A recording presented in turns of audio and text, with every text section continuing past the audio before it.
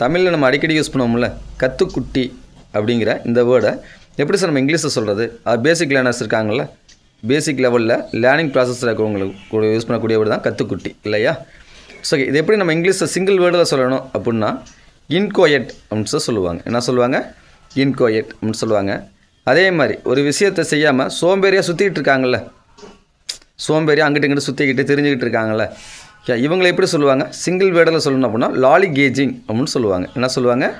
லாலி gauging. அப்போ he is Lawley gauging அப்படின்னா அது அவன் ஒரு சோம்பேறியாக சுற்றிட்டு இருக்கவன் அப்படின்னு சொல்கிறதுக்கு நம்ம யூஸ் பண்ணுவோம்.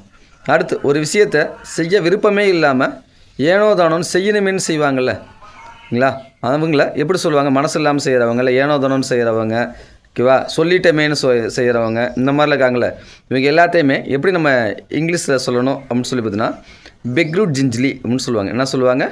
பெக்ரூட் ஜிஞ்சிலி அப்படின்னு சொல்லுவாங்க.